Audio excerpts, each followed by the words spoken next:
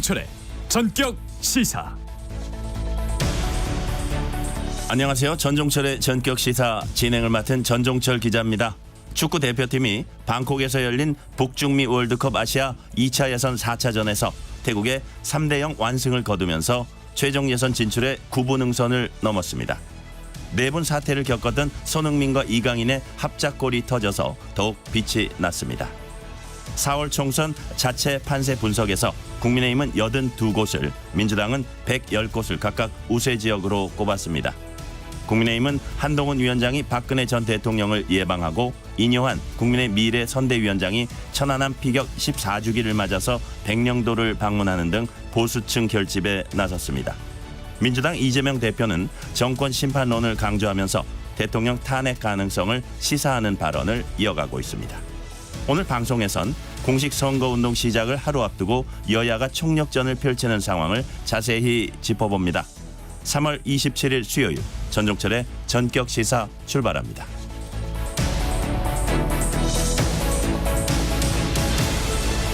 전종철의 전격 시사는 유튜브로도 실시간 방송합니다.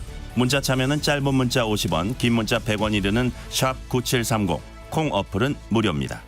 KBS 1라디오 채널에는 정치, 경제, 사회, 문화 등 다양한 명품 콘텐츠가 있습니다. 구독과 좋아요, 댓글 많이 부탁드립니다.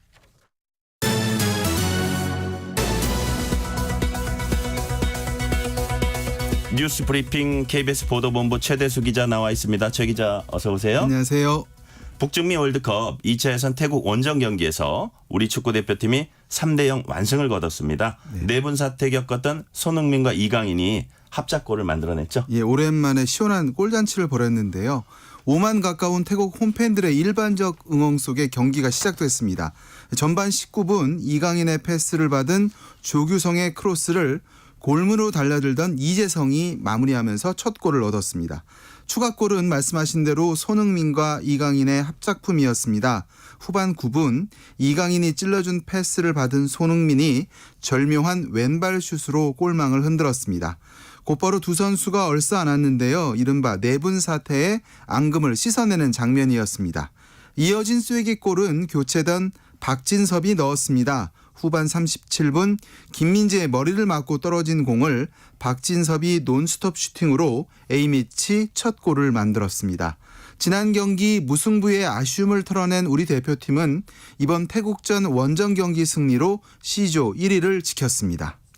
네, 그 두 선수가 얼싸안는 그 장면만으로도 4분 사태 이제 종결됐다 이렇게 판단해도 될 것 같습니다. 네. 선거 여야 대진표 확정되면서 각종 여론조사가 쏟아져 나오고 있는 상황에서 결과가 다 제각각입니다. 양당은 현재 판세를 자체적으로 어떻게 분석을 하고 있습니까? 예, 먼저 국민의힘은 82곳을 승리 가능성이 큰 우세 지역으로 보고 있고 민주당은 110곳을 우세 지역으로 간주하고 있습니다. 이 수도권만 보면 122개 지역구 중 국민의힘은 20여 곳을 우세 지역으로, 민주당은 87곳을 우세 지역으로 본다는 일부 보도에 대해 이보다는 적다고 밝혔습니다. 서울엔 의석이 48개인데 현역이 많은 민주당이 상대적으로 유리하고 국민의힘이 이를 뒤쫓는 양상입니다. 네, 여야는 표심을 잡기 위해서 연일 동분서주하고 있죠? 네, 그 한동훈 국민의힘 비상대책위원장은 어제 박근혜 전 대통령의 대구 사저를 찾았습니다.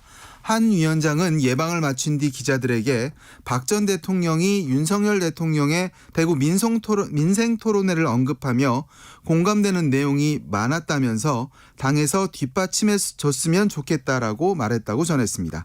또 박 전 대통령은 한 위원장에게 단합을 강조하는 말도 전했다고 박 전 대통령의 측근인 유영아 변호사가 밝혔습니다.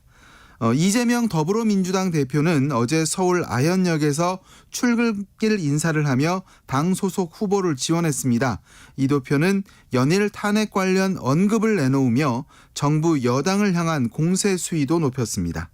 이 대표는 또 조국 혁신당에 대해 충분한 역할을 잘하고 있다면서도 민주당이 독자적으로 일당을 할 수 있어야 한다고 강조했습니다. 네. 윤석열 대통령이 연일 의료계 대화에 나서줄 것을 이제 촉구하고 있는데 이번엔 내년도 의료 예산 논의하자고 제의를 했고요. 그런데 네. 이번에 새로 뽑힌 의사협회 회장이 강경파로 분류된다고 하네요. 네, 그 윤석열 대통령은 의료계를 향해 내년도 의료 예산을 함께 논의할 것을 제안하라고 참모진에게 주문했는데 어제 열린 국무회의에서도 윤 대통령은 보건의료 분야를 안보 치안 등 국가 본질 기능과 같은 반열에 두고 과감한 재정 투자를 하겠다며 정부와 의료계가 하루빨리 머리를 맞대고 협의해야 보건의료분야 재정 지출의 우선순위를 정하고 이 내년 예산 편성도 가능할 것이라고 말했습니다. 대화를 강조한다지만 여전히 정부는 2,000명 의대 정원 증원을 고수하고 있는데요. 문제는 대화의 상대방인 의사협회 신임 회장이 의대 정원 축소 등 의대 증원에 강하게 반발하는 인물이라는 점입니다. 대화가 쉽지 않을 거란 전망이 나오는 이유입니다. 그런데 여당 입장은 정부 입장과는 조금 다른 것 같아요. 네, 그렇습니다. 그 한동훈 비대위원장이 증원 규모까지 논의 대상이 될 수 있다는 유연한 입장을 드러냈습니다. 그제 증원 규모 조절 필요성에 대한 질문에 어떤 방향성을 제시하는 건 혼란을 가져올 것이라고 했는데 어제는 대화 의제에 제한을 두지 않고 건설적인 대화를 통해 결론을 내야 한다는 쪽으로 톤이 바뀐 겁니다. 안철수 공동선대위원장도 의료계와 면담한 뒤 범사회적인 의료개혁 협의체 구성과 의대 증원 규모 재검토, 전공의 복귀를 위한 정부의 적극적 조치를 요구했습니다. 서울 종로의 최재형 후보는 정부가 좀 더 유연한 자세를 가져야 대화의 물꼬가 트이지 않을까라고 했고 서울 마포갑 조정훈 후보도 양측 모두 한 발씩 물러날 준비를 해야 한다고 강조했습니다. 당장 선거를 치러야 하는 당은 좀 온도차가 나네요. 네, 그런 것 같습니다. 네, 그동안 재판에 2차례 불출석했던 이재명 대표가 어제는 법원에 출석했습니다. 법정에서 자신이 없어도 재판에 지장이 없다 이런 주장을 폈죠. 네, 이재명 대표가 대장동, 백현동, 성남 FC 의혹 재판에 출석했습니다. 선거 일정을 이유로 앞서 말씀드린 대로 지각과 불출석이 반복되자 재판부가 강제 소환까지 경고한 데 따른 행보로 보입니다. 앞서 거리 유세에선 자신이 없어도 재판에 지장이 없다는 입장을 밝혔고 법정에서도 이 대표는 비슷한 취지로 변론을 분리해달라고 요청했지만 재판장은 절차는 자신이 정하는 거라며 일축했습니다. 재판부는 총선 전날까지 포함해 총선 전까지 3차례 더 재판을 열기로 결정했습니다. 네. 천안함 피격 사건으로 목숨을 잃은 장병들을 기리는 제14주기 천안함 4.6용사 추모식이 어제 평택 해군 2함대 사령부에서 열렸어요. 예. 그 어제가 이제 그 말씀하신 대로 천안함 피격 사건 14주기 추모식이었는데요. 유가족과 생존 장병, 최원일 전 천안함 함장 등이 참석한 가운데 열렸습니다. 이 자리에서 유족들은 생존 장병을 지원하고 사실 왜곡 행위를 처벌할 수 있는 이른바 천안함 특별법 제정을 촉구했습니다. 네. 추모식이 끝난 뒤에 유가족들은 신형 호위함으로 부활한 새 천안함에 올랐고 피격 당시 작전관이었던 박연수 새 천안함 함장이 가족들을 직접 맞이했습니다. 네. 서울 시내버스 노조가 내일 총파업을 하겠다고 예고를 했습니다. 합법적 절차는 이제 거치긴 했는데 실제 파업에 들어가면 시민들 불편이 불가피하겠어요. 네, 그 서울시 버스 노동조합이 파업 찬반 투표를 진행한 결과 투표 조합원 수 대비 찬성률 98.3%로 파업안이 통과됐습니다. 사측과 합의가 최종 무산되면 내일 오전 4시부터 파업에 돌입합니다. 노사는 지난해 12월부터 최근까지 임금 교섭을 진행해왔지만 합의점을 찾지 못했습니다. 노조는 임금 인상과 호봉제도 개선 등을 요구하는 것으로 전해졌는데요. 서울시 버스노조에는 65개사 18,000여 명이 참여하고 있는 만큼 서울시엔 비상이 걸렸습니다. 파업에 돌입하면 지하철은 하루 총 202회를 증회하고 출퇴근 주요 혼잡 시간을 지금보다 1시간 늘립니다. 막차 운행도 다음 날 02시까지 연장합니다.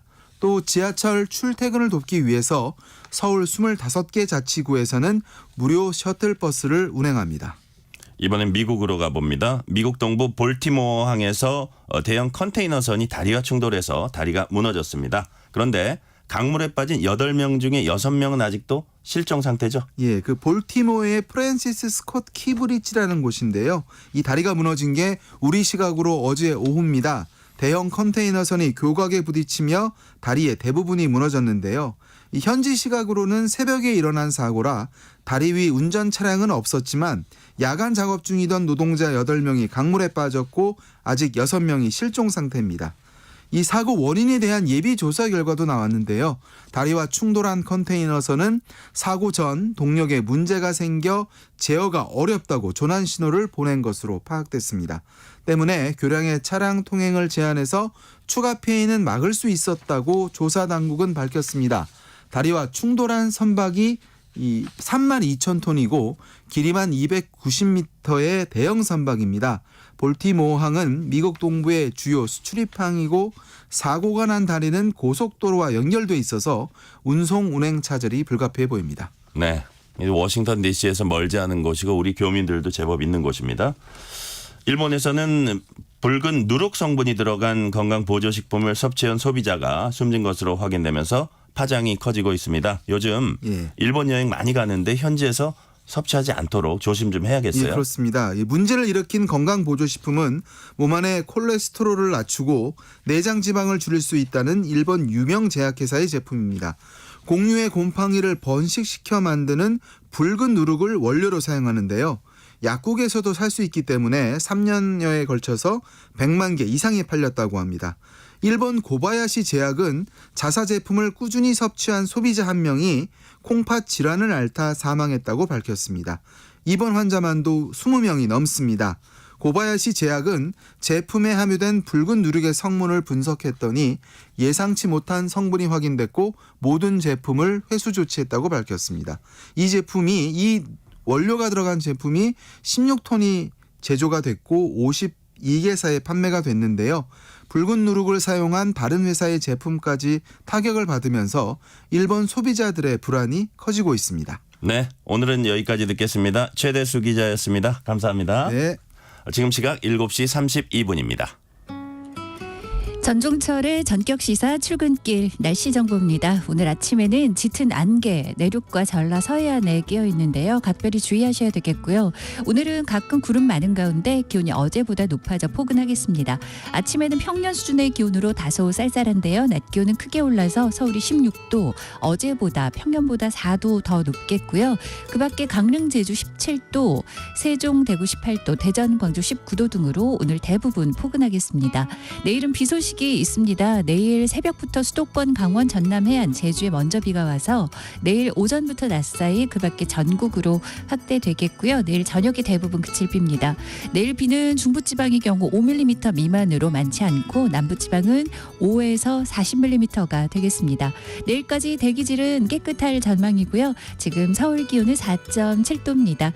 전종철의 전격시사 출근길 날씨정보 최형우였습니다. 계속해서 이 시각 교통 상황입니다. KBS 교통정보센터의 이현 씨가 정리해드립니다. 네, 출근 정체가 심한 편은 아닌데요. 지금 짙은 안개 속에서 출근하는 분들 많으시죠? 사고가 난 곳도 있습니다. 경부고속도로 부산 쪽으로 남구비 부근입니다. 화물차 관련 사고를 처리하고 있습니다. 1km 구간이 꽉 막혀 있는데요. 안개가 자욱한 상황이라 추가 사고 위험이 높습니다. 안개등과 비상등 활용 잘 해주시면 좋겠습니다.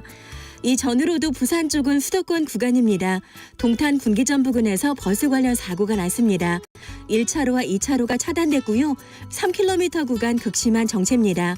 반대 서울 쪽은 수원 부근에서 지체고 금토분기점에서 반포 쪽으로 정체가 이어지고 있습니다. 서울시내 내부순환도로 성수 분기점 쪽인데요. 정릉램프에서 기름램프 쪽으로 고장난 차가 있어서 영향을 조금 받고 있습니다. KBS 교통정보센터였습니다.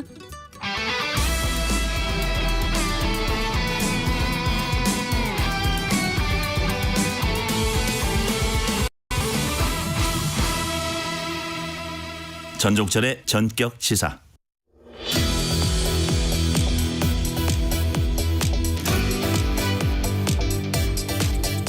(4월) 총선 격전지 릴레이 인터뷰. 오늘은 경기도 부천을로 가봅니다.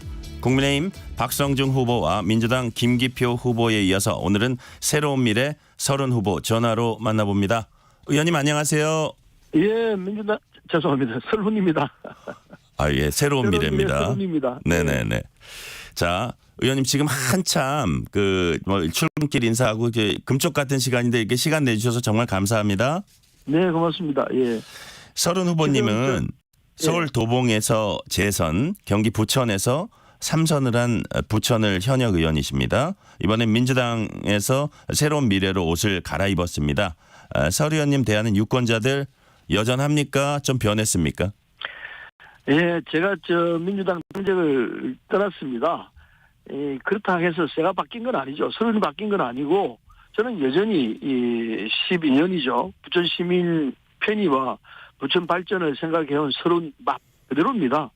또 제가 민주당을 떠난 것이지만 형식은 제가 떠났지만은 이재명 민주당이 그 사당화를 위해서 나를 내쫓은 것이라 저는 봅니다.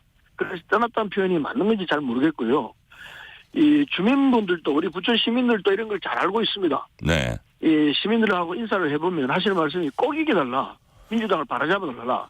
이런 그 응원의 말씀을 많이 하십니다.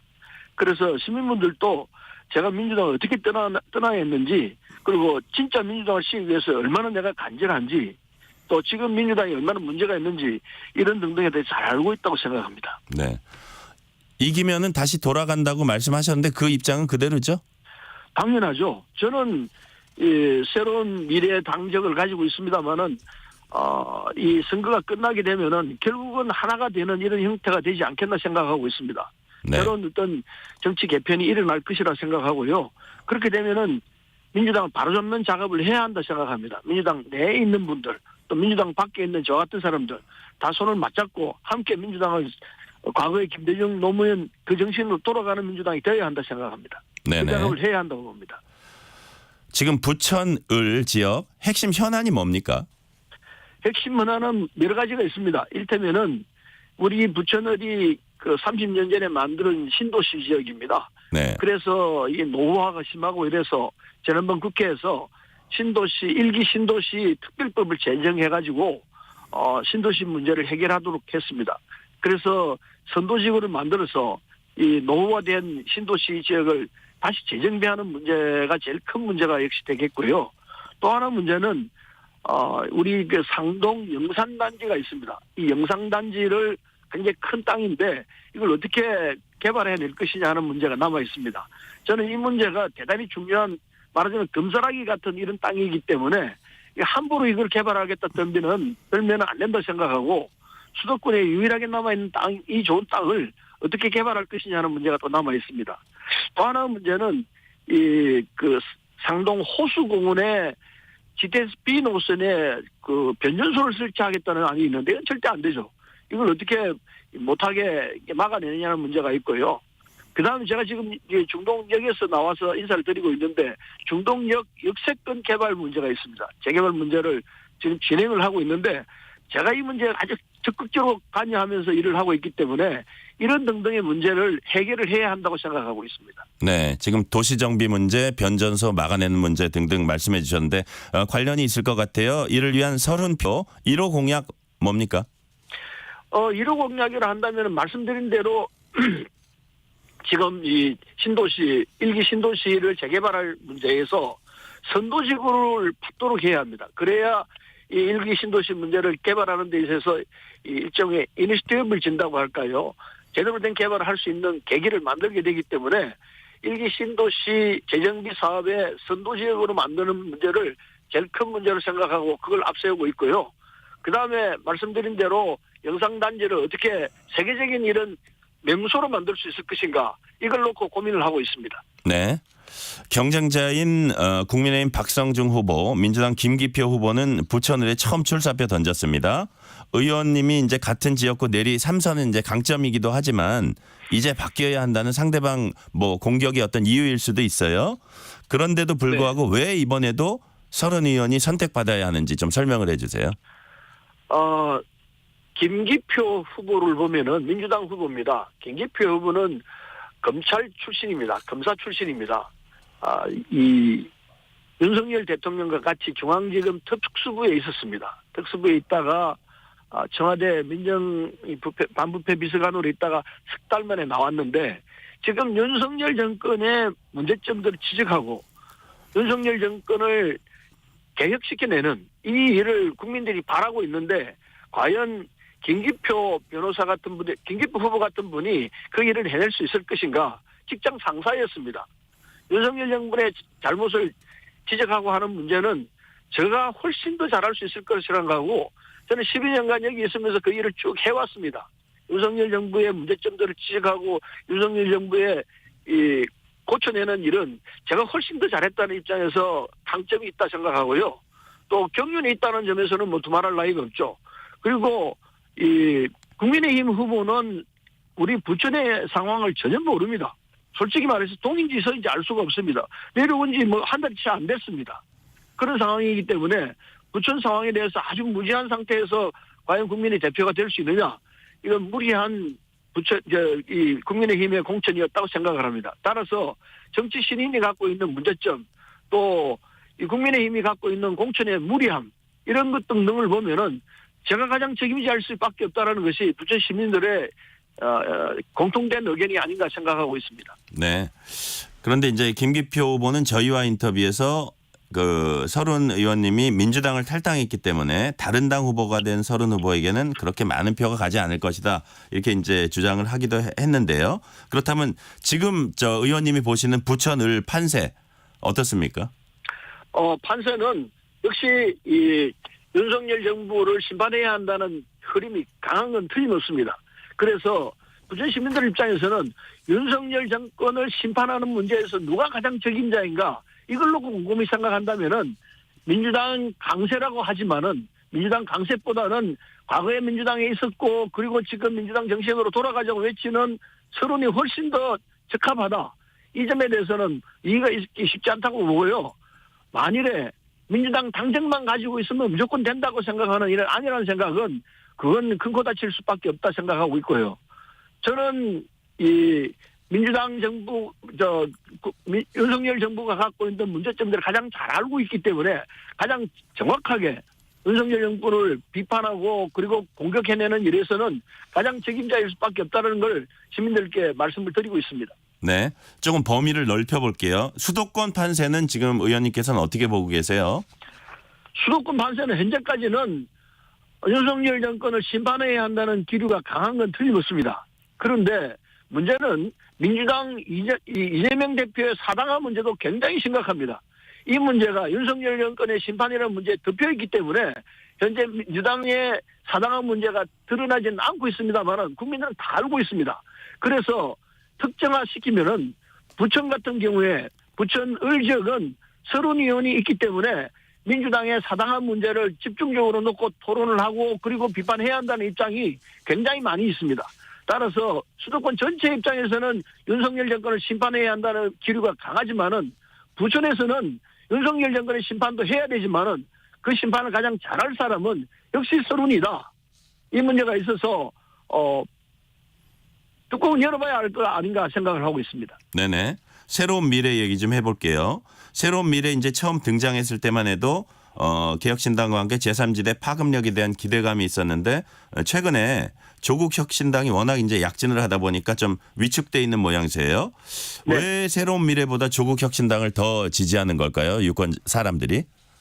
그 이유는 저는 처음 시작할 때부터 뭔가 잘못됐다 생각을 합니다. 이를테면은 새로운 미래가 합당을 하는 과정에서 당세를 불려가는 과정에서 과거에 국민의힘에 있었던 분들하고 손을 맞잡았습니다. 그건 제가 볼 때는 할 일이 아니었던 것 같았는데 결국 갈라섰습니다. 이런 과정들이 국민들에게 실망을 줬을 것이라 생각합니다. 그 뒤에 새롭게 정비를 해서 새로운 미래로 들어서면서 당세를 불려나가고 있는 과정이기 때문에 과거에 잘못된 이 상황을 고쳐나가는 작업을 지금 하고 있는 중이라서 조금씩 지지율이 오르고 있는 것도 사실입니다. 네. 그러나 이 상황에서 정확한 이 야당 자세, 정확하게 윤석열 정부를 심판할 수 있는 그 입장이 어디냐, 그리고 사당화되어 가고 있는 민주당을 고쳐내기 위해서 이 부는 바람이 어떤 바람인가, 이걸 놓고 보면은 민주당 자체에서도 굉장한 문제가 있기 때문에 이런 현상이 일어난다 생각을 하고 있습니다. 네. 지금 2주 남았는데 판세 반전이 가능할까요?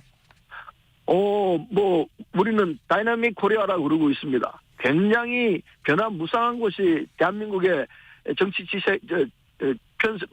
성향이고 더군다나 민심은 이 조석지변이라고 그럽니다. 아침 저녁으로 바뀐다고 하는 말이 있습니다. 따라서 무슨 바람이 어떻게 불어가지고 이 정치적 상황이 바뀔지 알 수가 없습니다. 따라서 선거 끝나는 날까지 보면은 결국은 정성을 다하고 시민을 위하고 국민을 위하는 편이 이기지 않겠나 생각하고 있습니다. 네. 그 새로운 미래에서 목표 의석수 잡아놓은 게 있습니까? 솔직히 말씀을 드릴게요. 지금 저는 이 지역 선거에 그냥 몰두해 있어가지고 새로운 미래 중앙당 문제에 대해서 등한히 하고 있습니다. 이건 제 잘못입니다만은 그래서 지금 몇 석을 가지고 이 목표를 삼고 있는지 정확히 잘 모르겠습니다. 네. 죄송합니다. 각자 뭐 열심히 뛰고 계신 거죠, 뭐. 그렇습니다. 각자가 예. 각자 지역에서 열심히 뛰다 보면은 최선의 결과를 만들어내지 않겠나 생각하고 있고 그렇게 많은 의석을 바라고 있을 수 있는 처지는 아니기 때문에 각자가 알짜 의원들을 만들어내자 이 입장에 충실하고 있다고 봅니다. 네. 민주당 이슈 몇 가지 여쭤볼게요. 예. 서울 강북 을 공천 정봉주 조수진 거쳐서 돌고 돌아서 결국 후보 등록 시작된 뒤에 한민수 대변인에게 갔습니다. 저렇게까지 해서 그 기반을 다져온 현역 의원을 떨어뜨려야 하나 이런 지적도 나옵니다. 의원님 어떻게 보세요? 당연한 이야기죠. 심해도 너무 심했죠. 특히 이제 강북을의 김용진 의원 같은 경우에는 그 있을 수 없는 얘기 아니겠습니까? 왜 경선을 합니까? 경선이란 이건 허울 좋은 이 구도일 뿐이죠. 아예 처음부터 경선할 필요 없이 김용진 안 되니까 경선 필요 박용진이요? 없어. 예. 죄송합니다. 박용진 필요 없어. 이렇게 했더라면은 그나마 덜 했을 거라 생각합니다. 두 번, 세 번 경선이랑 이 허울 좋은 틀을 만들어 놓고 다 했다. 이 말이 되는 소리겠습니까? 그리고 세종갑 지역은 결국은 검증을 안 했습니다. 검증을 안 한 결과 후보를 사퇴할 수밖에 없었던 것 아니겠습니까? 부동산 투기로, 갭 투자로. 그런데 그게만 문제가 되는 건 아닙니다. 우리 부천 을지역도 마찬가지입니다.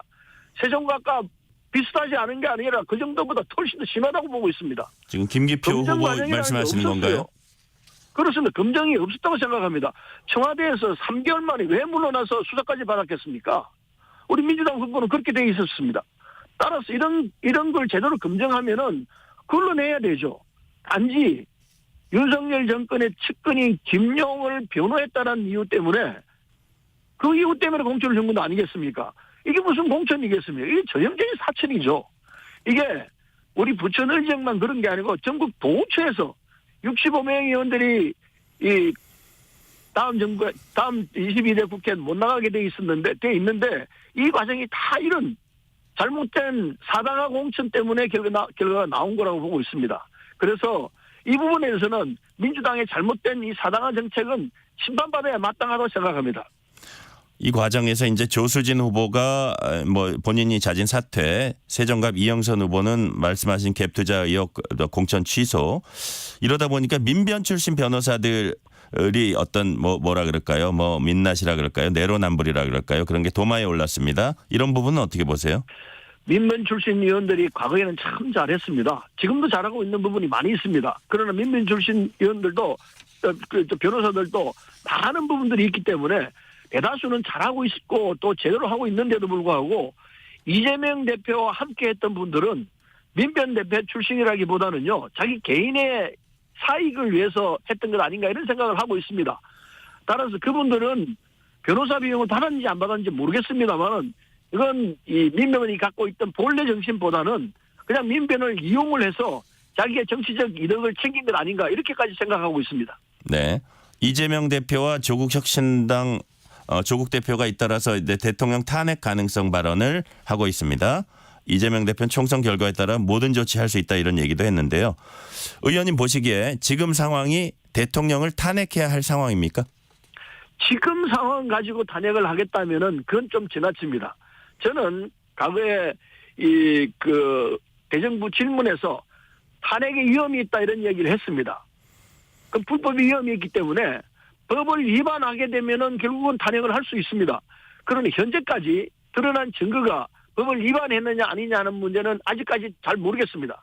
따라서 탄핵이 위험이 있는 건 틀림없는 사실입니다. 지금 이 시점에서 윤석열 정부가 제대로 하지 않으면은 탄핵이 위험이 있다는 건 분명한 사실이고 그러나 지금 탄핵을 하겠다는 건 아니기 때문에 상황을 지켜보면서 윤석열 정부가 정책을 바꾸고 자세를 바꾸고 오만한 그 자세를 버린다면은 탄핵 위험은 벗어날 수 있죠. 그러나 지금은 아직은 타이밍이 아니라고 생각하고 있습니다. 이재명 대표, 조국 대표가 대통령 탄핵 자꾸 언급하는 이면에 자신들의 사법 리스크에 대한 맞대응 차원이다. 이런 분석이 하나 있고요. 아울러서 두 분이 그 이재명, 조국 두 사람이 각각 다른 당을 가지고 지금 비례대표를 경쟁하고 있으니까 비례대표 표심 잡기 위해서 선명성, 강성 경쟁한다. 이런 분석도 있습니다. 이런 분석은 어떻게 보세요? 분석이죠. 그 분석은 정확한 분석이고 객관성이 있는 분석이기 때문에 두 분이 사법 리스크가 아주 강력하게 있는 건 틀림없는 사실입니다. 이재명 대표는 지금도 일주일에 3번 정도 재판을 받고 있고 그리고 곧 그 1심 결과가 나올 거라 생각합니다. 정언을 못하게 한 부분에 대해서는 허위 정언을 하게 한 부분에서는 1심 결과가 곧 나올 것이고 그리고 조국 후보도 결국은 그렇게 되겠죠. 그렇게 되면은 그건 뭐 본능적으로 자기들이 그걸 막으려고 할 겁니다. 막기 위한 수단으로서 지금 정치 정세를 이용하고 있다고 볼 수 있는 견해는 분명히 사실 근거한 이야기라고 보고 있고 그래서 더욱더 이 상황을 돌파하기 위해서 더 강력한 대외 투쟁은 한다고 보고 있는데 그러나 그게 정말 바람직한 것인지는 국가민족으로 해서 제대로 된 판단인지 그리고 제대로 된 정책이 될 수 있는지 이건 다시 한번 들여다봐야 할 문제라고 생각하고 있습니다. 네. 이재명 대표는 나갈 필요도 없는 재판에 선거 앞두고 오라가라 한다고 이제 비판을 했습니다. 여기에 대해 국민의힘은 정진상 피고인과 공범으로 기소된 사건인데 어떻게 남의 재판이냐? 이 대표는 초법적 존재냐면 이제 반박을 했고요. 그러면서 국민의힘은 이번 총선은 검찰 독재가 아니라 범죄자 독재를 심판하는 선거다 규정했습니다. 동의하십니까? 뭐 동의할 수밖에 없죠. 왜냐하면은 재판부에서 판단하고 재판부에서 결정할 일이지 이재명 후보가 결정할 일은 아니라고 봐야죠. 따라서 재판부가 이건 필요하니까 나와야 한다면 따라야죠. 더군다나 이게 정진상에 관계된 문제이기 때문에 자기가 주범이고 종범이라면은 정부의 문제를 모를 수 있습니까? 모른다고 할 수 있습니까? 그리고 내용을 들어야 되지 않습니까? 관계가 없단다면은 그건 잘못된 판단이죠. 따라서 재판부가 출석해라 하면 출석해야 되고 출석 안 하면 거기에 대한 잘못을 페널티를 받아야 될 겁니다. 그걸 두려워할 거예요. 그래서 출석하라고 강요하니까 나올 수밖에 없죠. 당연히 재판부에서는 지금까지 누구도 재판부가 나오라고 그러는데 기일을 정했는데도 불구하고 안 나오는 경우는 본 적이 없습니다. 안 나오면은 그에 따른 불이익을 처분을 받을 수밖에 없죠.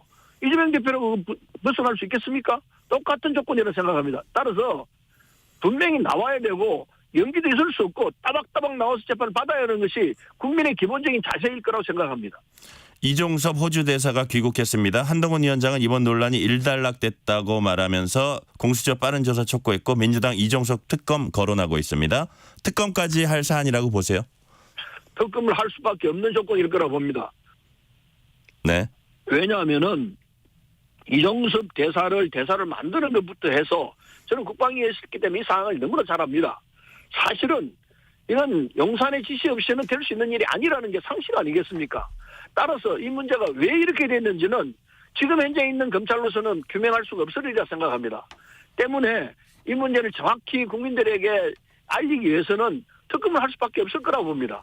그런데 특검에 대해서는 윤석열 정부가 받아들이지 않을 거이기 때문에 되고 안 되고는 다음 문제지만은 특검도 해야 되고 그리고 공수처 수사도 해야 한다고 생각합니다. 특검도 하고 공수처 수사도 하고 이 과정을 밟아야만이 진실이 나오고 진실에 대한 누가 책임이 있는지도 나올 것이라 생각해서 특검 등등은 다 해야 한다고 봅니다. 네, 시간 한 20초, 25초 남았는데 후보님께서 이번 총선 의미는 무엇인지 국민께 호소 한마디 짧게 해주세요. 간단합니다. 윤석열 정부의 잘못을 비판하고 민주당의 사당화에 대해서 비판하는 세력들은 하나로 뭉쳐서 제대로 된 대한민국을 만들 수 있는 기회라고 생각합니다. 따라서 저 서로과 함께 이 문제를 해결하겠다 나선다면은 힘을 모아서 함께 가시기를 부탁드리겠습니다. 네, 잘 들었습니다. 지금까지 경기 부천을 새로운 미래 설훈 후보였습니다. 의원님 감사합니다. 네, 감사합니다.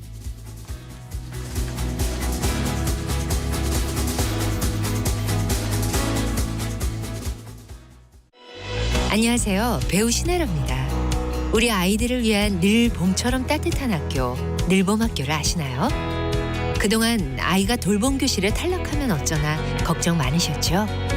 올해 초등학교 1학년부터 희망하는 학생 모두 매일 2시간 맞춤형 프로그램을 무료로 이용할 수 있다고 하네요. 늘봄학교는 학교 수업이 끝난 오후 시간에도 함께 운동하고 예술을 즐길 수 있도록 다채로운 프로그램을 운영합니다. 누구나 누리고 모두가 만족하는 늘봄학교에서 아이들의 꿈을 키워주세요. 늘봄학교 캠페인은 교육부와 함께합니다. 안녕하세요. 보건복지부 장관 조경입니다. 수술실, 중환자실, 응급실에서 땀 흘리는 전공의들은 우리 의료의 미래의 주인공입니다. 그러나 밤샘이 일상화된 열악한 근무 환경 속에서 수련과 진료 모두에 집중하기는 어렵습니다. 이제는 바뀌어야 합니다. 그 시작으로 정부는 올해부터 36시간 연속 근무 축소 시범 사업을 추진합니다. 수련의 질을 높이고 전문의도 늘려 전공의 과도한 업무 부담도 줄여가겠습니다. 실력 있는 의사가 자부심을 갖고 일할 수 있도록 최선을 다하겠습니다. 감사합니다. KBS 라디오 기후위기 대응 캠페인 지구를 안녕하세요. 저는 대학생 신재생에너지 기자단의 부단장을 맡고 있는 이화여자대학교 기후에너지 시스템 공학 전공 이지혜입니다.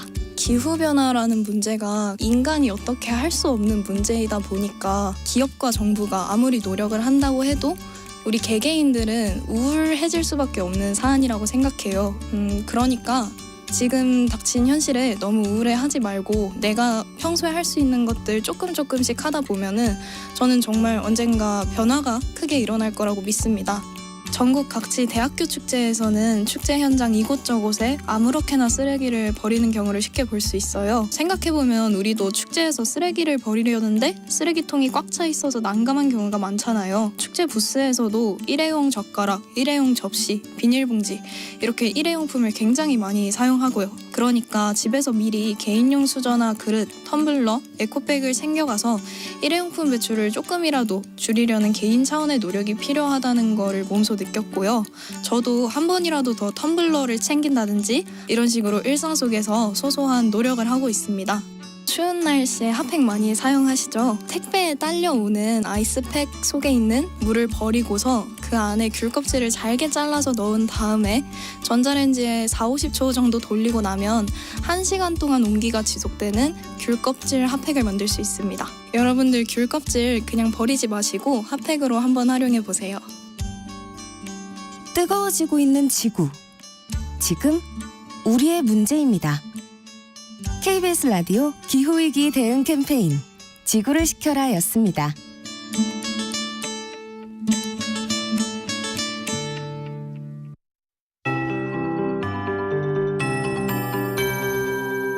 KBS 58분 날씨. 아침에는 안개를 주의하셔야 되겠습니다. 그래도 기온은 어제보다 약간 올랐고요. 아침에는 평년 이맘때 수준인 쌀쌀함이 느껴집니다. 하지만 오늘 낮부터는 기온이 크게 올라서 어제보다도 대부분 3도에서 5도가량 높은 낮 기온으로 포근해지겠습니다. 오늘 아침에는 특히 강이나 호수에 인접한 도로에 안개가 더욱 짙습니다. 교통안전에 오전까지 신경을 쓰시고요. 오늘 하늘 모습은 가끔 구름이 많겠습니다. 어제보다 높은 기온 속에 서울이 16도까지 올라 평년보다 어제보다 4도 정도 높겠고 강릉 제주 17, 세종대구 18도, 대전 광주 19도 등 전국이 13도에서 19도까지 낮 기온이 상승하겠습니다. 내일은 흐리고 비가 옵니다. 내일 새벽부터 수도권, 강원, 전남 해안, 제주에 비가 오겠고요. 내일 오전에서 낮 사이 전국으로 확대돼 저녁에 대부분 그치는데요. 경상권 동부는 내일 늦은 밤까지 이어집니다. 내일 예상되는 강우량이 많지는 않은데요. 중부지방은 5mm 미만으로 적고 남부지방은 5에서 최고 40mm까지 제법 내리겠습니다. 내일 아침은 구름이 좀 뒤덮이겠습니다. 오늘보다 내일 아침 기온이 오르고 또 낮에는 오늘보다 다시 쌀쌀하고 비 소식이 들어있고요. 내일까지 미세먼지 농도는 좋음에서 보통으로 대기질은 깨끗하겠습니다. 지금 서울 기온 6도입니다. 기상청에서 최영우였습니다.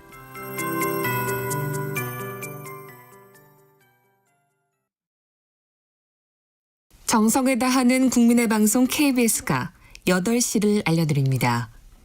AM 711kHz, FM 97.3MHz, KBS 1라디오입니다. HLKA.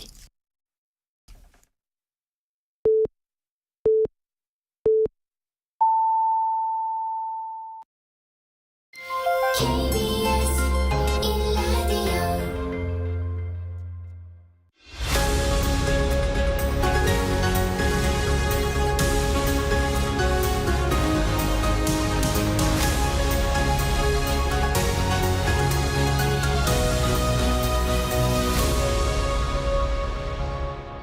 전종철의 전격 시사.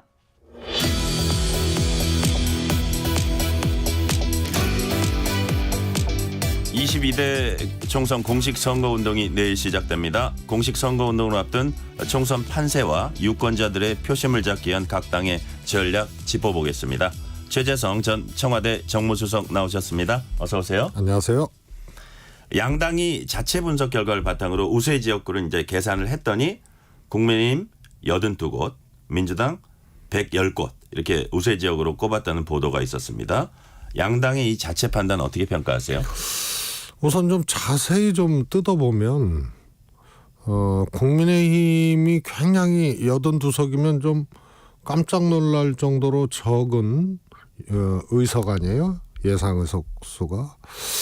그런데 이제 우세 지역이지만 뭐 경합 지역에서 이길 수도 있고 하지만요. 우세 지역을 82곳이다. 그런데 여기에도 사실은 열세 지역 내지는 접전 지역도 포함이 된 지역이 있어요. 82곳 중에도 그렇게 적은 중에도 그렇다 네네. 이거죠. 예. 그러니까 우세 지역도 조금 여기는 좀 이렇게 과포장이 된 그런 경우가 되고 오히려 국민의힘 82곳도 과포장된 느낌이다. 네네. 예컨대 뭐 어떤 보시기에 예를 들어서 동작 가불은 접전 지역이거든요. 한 열흘 전만 해도 국민의힘 우세 지역이었던 것이 분명한데 지금은 이제 접전 지역으로 돼버렸거든요. 이것도 우세 지역으로 이제 분류를 한다거나, 그다음에 경기도의 경우에는 안성이라든가 이런 데도 사실은 지금 근소 열세로 그 조사들은 나오고 있거든요. 이것도 이제 우세 지역으로 분류하고, 그래서 82석도 조금 우세 지역을 기준으로 봤을 때는 그렇지 않은 지역도 좀 포함된 숫자다. 그래서 저도 조금 충격적이다 싶을 정도였는데 또 뜯어보니까 근소 열세 지역도 우세 지역으로 넣어버리는 그런 거고요. 근데 82석인데 의원님 보시기에는 이것보다도 사실은 더 못하다.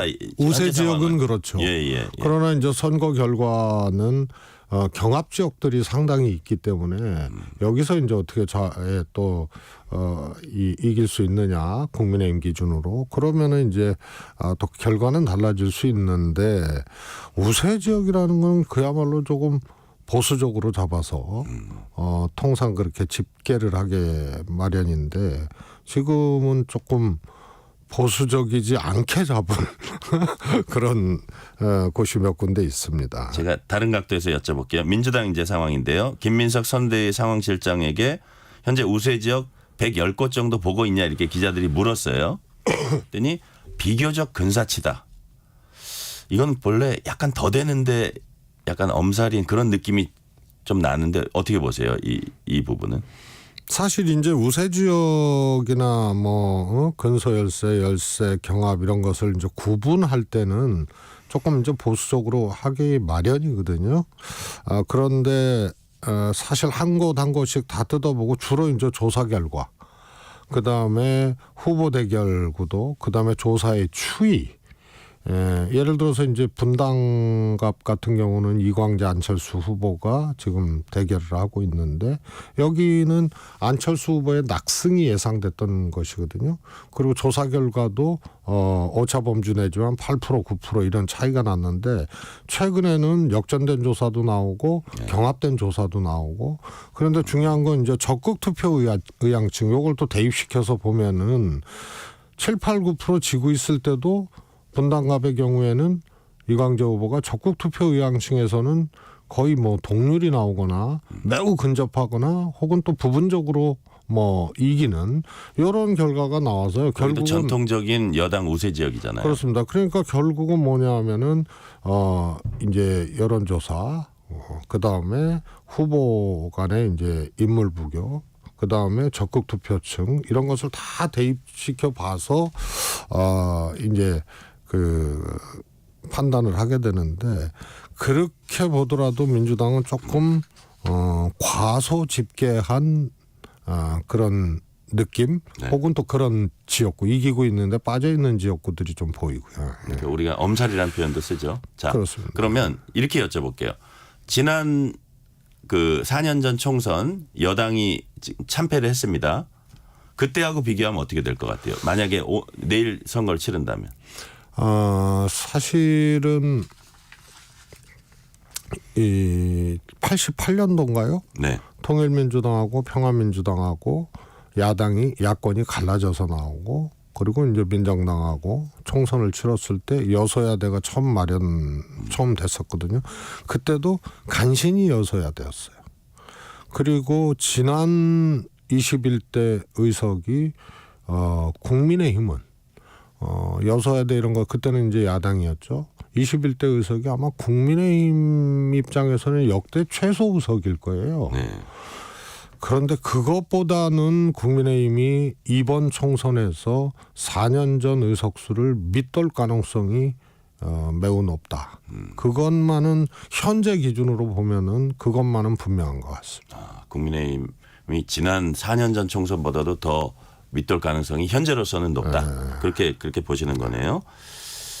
자, 이제 강북을이죠. 서울 강북을 정봉주 전 의원에 이어서 조수진 변호사까지 이제 사퇴 소식 전해지면서 민주당 누구 공천할지 이목 쏠려 있을 때 이 최수영님께서 한 방송에 나와서 한민수 대변인 공천할 거라고 자신 있게 말씀을 하셨어요.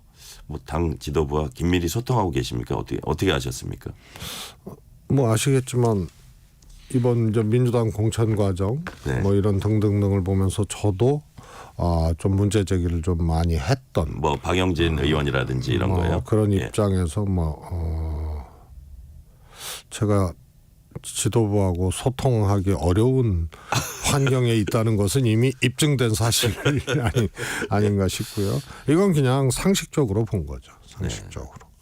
그래서 우선은 한민수 후보가 처음 거론됐던 게 아니거든요. 그 전에 이제 다른 지역에서 이제 경선을 할 예정이었으나 그게 이제 잘 안 됐고 그리고 강북을에서 정봉주 후보의 공천이 취소되니까 그러니까 그때도 제일 먼저 거론됐던 게 한민수 전략 공천이었거든요. 네. 근데 아시다시피 경선 룰도 바뀌고 2인 경선으로 가면서 여성 이러면서 이제 여성의 신인이 나왔죠. 예, 한민수 후보가 기회를 잡지 못했거든요. 그러니까 매우 이제 안타까운 상황.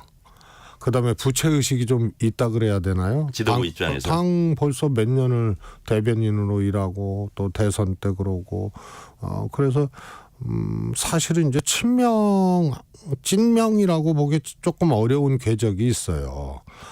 추미애 당대표 때 그때 이제 민주당에 들어왔다가 그 다음에 그 국회의장 공보수석을 했죠. 연이어서 이제 했었고 예. 그리고 이제 대선 때 당연히 이제 후보를 우리 민주당 후보를 도와서 한 공보 대변인도 했고. 꽤 됐군요. 그럼요. 들어온지. 예. 그러니까 그게 2015년입니다.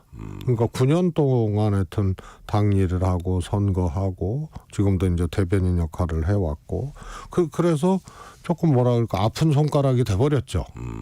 그런데 조수진 후보가 이 공천이 이제 취소되니까 그러니까 기회를 잡은 거 하나 하고 그게 당일날 발표됐거든요. 네. 무슨 당일이냐 후보 등록 당일. 그러니까 이거는 준비된 후보 아니면은 등록하기 참 어려운 거예요. 절대 반나절 만에 못 하거든요. 떼야 될 서류도 있고 그런데 한민수 후보는 아주 긴박한 상황에서 정몽주 공천 취소됐을 때도 전략 공천 받으면 매출위에 등록이니까 좀 준비하지 않았을까 싶어요.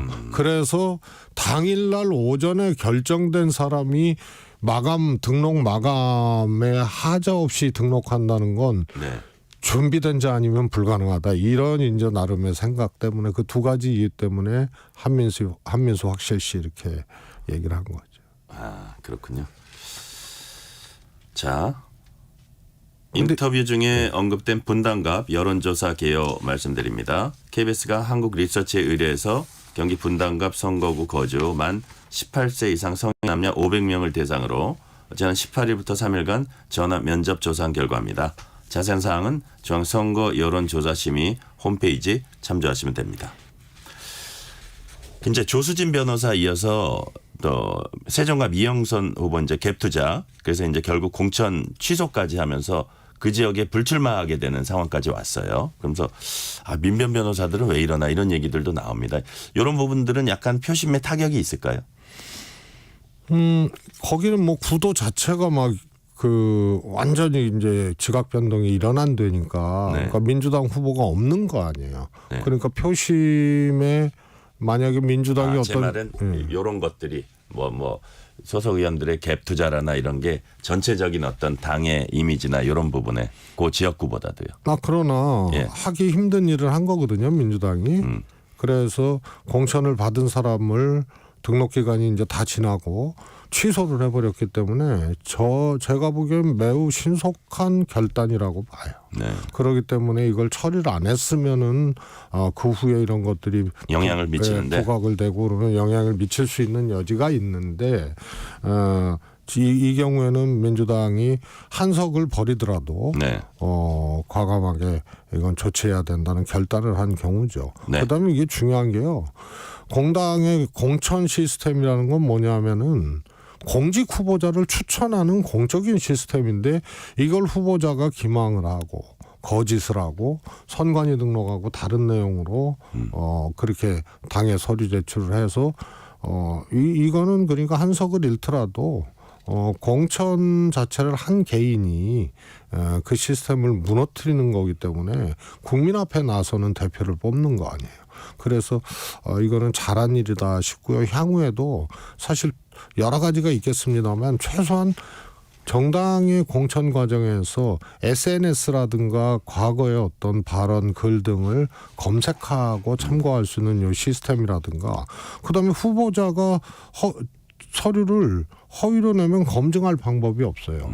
근데 이런 경우에도 종합소득세라든가 재산세라든가 이런 것을 한번 공식 서류에 넣고 검증을 한번 기본적으로 해놓으면 걸릴 수 있는 문제거든요. 그래서 정당의 공천 과정에서의 후보 검증 이것도 좀 시스템화시킬 필요가 제기된 그런 사건이다. 그렇죠. 어떻게 보면 너무 이게 당연한 거고 쉬운 것 같은데 이런 일이 또 벌어집니다. 근데 그 지역구 보니까 국민의힘 후보 입장에서는 3자 구도로 하는 것보다 더 빡빡한 승부가 될 수도 있을 것 같다는 생각이 그럴 들어요. 수도 있죠. 그렇죠. 네, 저기 그렇습니다. 김종민 후보하고 예. 이제 겨루게 됐는데. 아시다시피 이제 민주당이 좀 강세 지역이거든요. 이자 구도가 됐잖아요. 양자 구도가 돼가지고 김정민 의원은 하여튼 초록이 동색이다 이런 작전으로 지금 점퍼부터 이렇게 조금 민주당원에게 뭐 사과 이런 것도 최근에 있더라고요. 했고요. 예. 예. 그런 게 결국 그런 맥락이죠. 네, 그래서 제가 어디서 김종민 의원은 정말 신도 예측하지 못한 그런 경우에 해당되는 천운의 사나이다.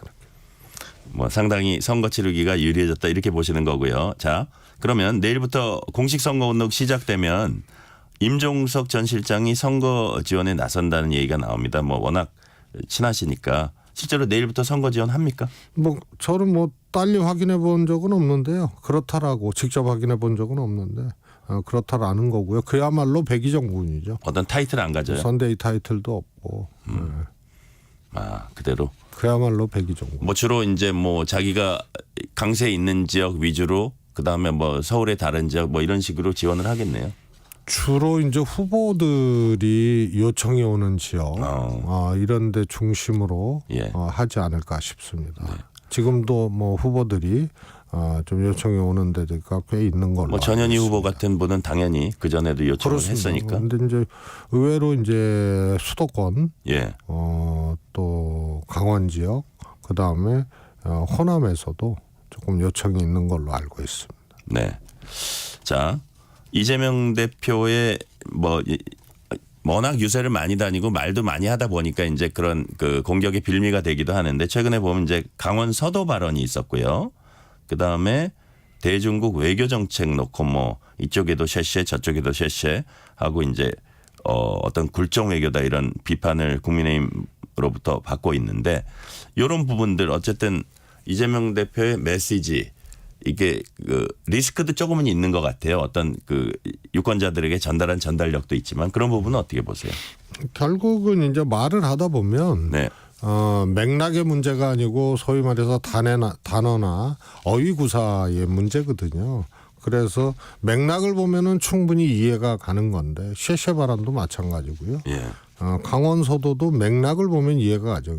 경기 북도가 잘못 추진되면 북도가 되면 강원 서도처럼 된다. 그러니까 적절치 않은 비유거든요. 그러나 맥락을 보면은 이해가 가는 그런 문제고 이재명 대표도 그런 뜻은 아니었으나 죄송하다고 이제 사과를 했고요. 이런 일은 이제 굉장히 비일비재할 거예요. 근데 앞으로도 아마 남은 리스크가 있다면 국회의원 공천을 받는 특히 양당의 후보 중에 과거 소환 리스크, 과거의 행적이나 과거의 말이나 이런 것들이 이제 소환되는 리스크가 있을 수 있고요. 제일 큰 거는 대표 리스크예요. 양당 대표 리스크. 왜냐하면 지원하고 메시지 내고 말을 해야 되기 때문에 또 어떤 정치적 행위를 해야 되고 동선도 하여튼 바삐 이렇게 다녀야 되기 때문에 대표 리스크가 좀 유의해야 될 그런 점이라고 보고요. 뭐 굳이 얘기하면 리더 리스크인데 국민의힘은 한동훈, 민주당은 이재명 대표. 그래서 요게 이제 남은 것 같고요. 또 대통령실도 이제 대통령이라는 리더가 있잖아요. 그래서 지금은 리더 리스크가 앞으로 선거 기간 동안에 막판에 변수가 될 수 있다. 변수가 될 수 있다 이렇게 봅니다. 네네. 자, 이재명 대표하고 조국혁신당 조국 대표가 최근에 부쩍 대통령 탄핵 가능성 발언을 많이 하고 있어요. 어떤 정치적인 의도가 있을까요? 조국 대표는 탄핵이라고 명시적으로 한 것이 아니고 실질적으로 윤석열 정부의 힘을 빼놓겠다. 3년은 길다. 뭐 이 얘기거든요. 그래서 탄핵을 명시적으로 얘기한 것은 뭐 조국 대표도 아니고 이재명 대표 더더욱 그러하고요. 그러나 그렇게 예컨대 필요하면 할 수 있다. 혹은 또 그런 뉘앙스로 느껴지는 그런 이제 분위기는 좀 있는 것 같아요. 그런데 이제 그게 명시적이지 않기 때문에 그거는 뭐 공방을 할 수 있는 그런 소재는 아닌 것 같고요. 지금 양당의 경쟁이라고 보기보다는 정권 심판론이 워낙 그냥 드세니까 이게 마치 정말 이게 폭포처럼 지금 막 쏟아지고 불꽃처럼 막 타오르는 그런 형국이라서 불과 이제 한 2주 전하고 완전히 또 달라진 거 아닙니까? 그래서 이게 각 지역에서 국민의힘 후보들은 정말 아우성일 정도로 정권 심판론이 드센데 이것을 식지 않게 하기 위한 또 이것을 그야말로 더 타오르게 하기 위한 그런 이제 소재로 그런 뉘앙스로 발언들을 하시는 것이 아닌가 싶습니다. 정권 심판론을 타오르게 한다.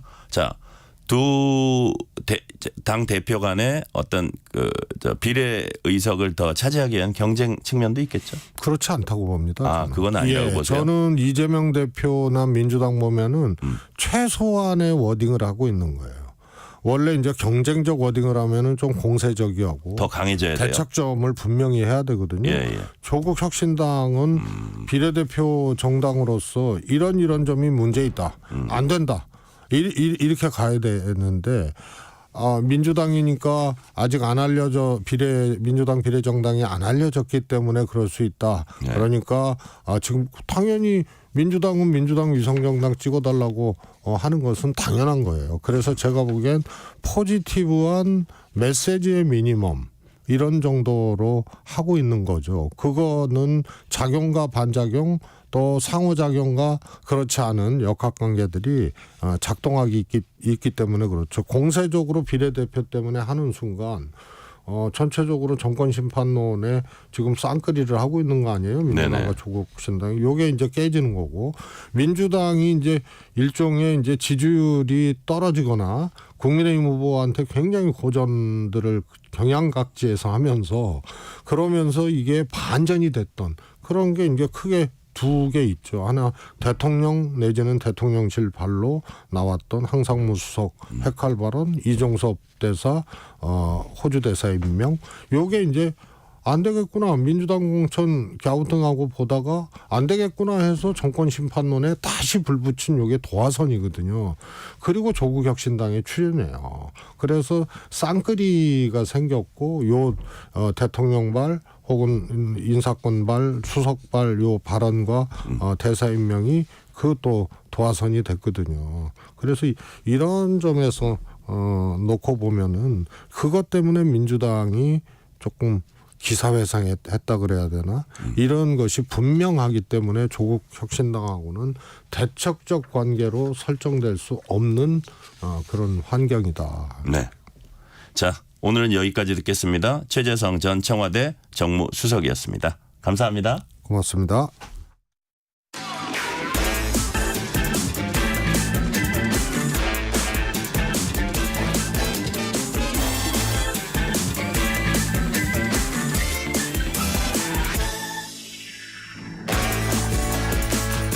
안보리 가자 휴전 결의 관련해서 경향신문 박순봉 기자와 얘기 나눠보겠습니다. 박 기자 어서 오세요. 네, 안녕하세요. 유엔 안보리가 이스라엘과 하마스의 즉각 휴전을 요구하는 결의를 했습니다. 전쟁 시작 상황, 하마스의 습격으로 시작됐죠? 네, 작년 10월 7일이었고요. 하마스는 팔레스타인 내 무장 정파거든요. 이스라엘을 공격을 했습니다. 먼저 로켓으로 공격을 했고요. 그다음에 지상군이 들어가서 민간인 공격하고 납치까지 했습니다. 그리고 곧바로 이스라엘이 반격을 하면서 전쟁이 된 거고요. 여러 가지로 좀 충격적인 전쟁이었는데, 일단 첫 번째는 이스라엘의 아이언돔이 좀 무력화됐다라는 거예요. 원래 이제 뚫리지 않는다, 이제 미사일 방어 체계인데 안 뚫린다 이런 평가들이 있었는데 하마스가 굉장히 많은 양의 미사일을 쏘면서 무력화됐습니다. 네. 두 번째로 민간인들을 하마스가 납치를 해가지고 국제사회의 분노가 굉장히 컸다라는 점도 주목이 됐는데, 하마스가 납치한 포로들을 인간방패로까지 사용을 했거든요. 그러면서 민간인 피해도 이어졌고요. 첫 공격으로 사망자가 무려 1,200명이 나왔습니다. 이러다 보니까 전쟁 초기에는 국제사회 여론이 이스라엘을 좀 지지를 했거든요.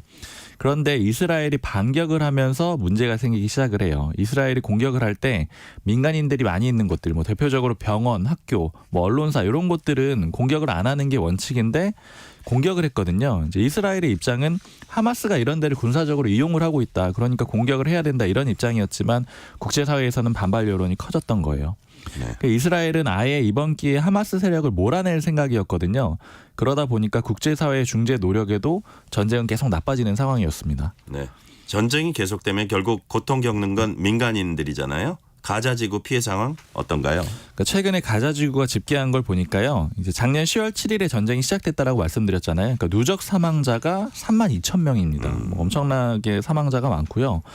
이 사망자도 문제인데 이제 앞으로 더 이제 많은 사람들이 죽을 수 있다 이런 예측이 나오는 게 더 큰 문제인데, 이게 전쟁이 나면은 기아가 따라올 수밖에 없잖아요. 지금 가자지구가 일부 고립돼 있거든요. 그래서 유엔이 추정하기로는 원래 가자지구 인구가 한 230만 명 정도가 되는데 이 인구의 절반 정도인 111만 명 정도가 기아 상황에 놓일 것이다. 그래서 이제 목숨이 위험하다 이런 예측이 나오고 있는 상태입니다.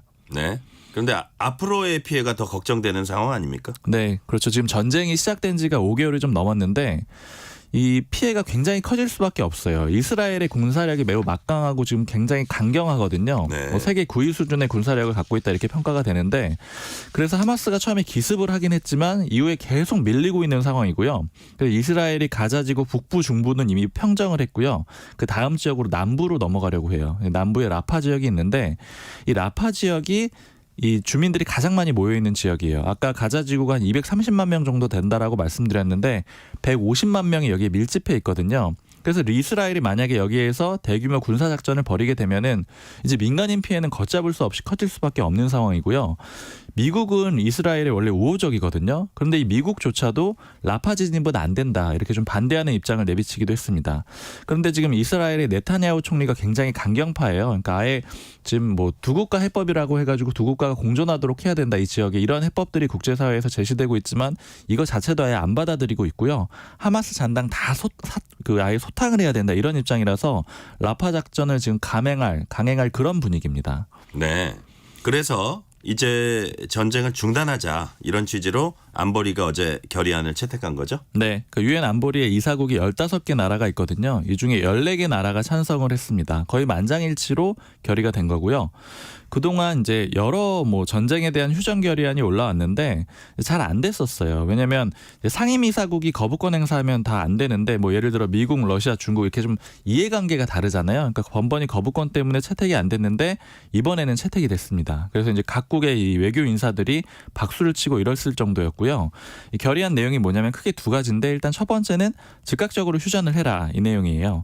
지금 이슬람의 라마단이라는 기간이 있잖아요. 지금 그 기간이거든요. 4월 9일까지인데 이때 뭐 신성한 달이라고 내부적으로 이렇게 부르죠. 그래서 이제 금식도 하고 기도도 하고 이런 기간인데 이 동안에 즉각 휴전을 하라라는 거고요. 두 번째는 조건 없이 인질 석방하고 인도주의적으로 접근하자 이렇게 촉구를 하는 내용입니다. 이번 안보리 결의안 채택이 좀 의미가 있는 거는 비상임 이사국이 공동 발의를 해서 이 채택까지 이뤄졌다라는 거예요. 이게 역사상 처음 있는 일인데 이제 안보리 이사의 구조를 잠깐 말씀드리면은 상임 이사국은 5개국이 있습니다. 여기는 이제 뭐 굉장히 주요국이라고 할 수 있죠. 미국, 영국, 프랑스, 중국, 러시아 이렇게 5개의 국이고요. 여기는 임기도 없고 교체도 안 됩니다. 그리고 거부권도 가지고 있습니다. 나머지 10개국이 비상임 이사국인데 여기는 임기 2년씩 해가지고 계속 교체가 되는 나라들이에요. 그러니까 여기는 사실은 이 상임이 그러니까 이사회 내로 보면은 좀 비주류라고 할 수 있는데 이 비상임 이사국이 공동 발의를 해서 채택까지 됐다고 해서 의미가 있는 거고 우리나라도 지금 비상임 이사국이에요. 올해 1월부터 지금 활동하고 있습니다. 네. 미국은 유일하게 기권을 했습니다. 왜 기권을 한 건가요? 그러니까 아까 15개 나라 중에 14개 나라 찬성했다라고 했는데 나머지 안 한 한 나라가 미국이고 미국이 기권을 한 거거든요. 네. 그러면 기권을 했으니까 이스라엘을 도와준 건가 미국이 이렇게 생각을 하실 수도 있는데 해석은 좀 반대로 해야 됩니다. 그러니까 기본적으로 미국하고 이스라엘의 관계는 굉장히 좋아요. 미국 내 유대인들이 주류 사회에 많이 들어와 있고 그래서 미국 사회는 유대인들 신경 많이 쓰고 특히 이스라엘의 관계에도 많이 신경을 쓰거든요.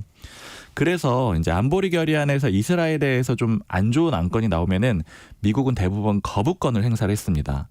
그러니까 아까 잠깐 말씀을 드렸는데 이 상임 이사국 중에 한 곳이라도 거부권을 행사하면은 이런 결의안 같은 것들이 아예 채택 자체가 안 돼 버리거든요.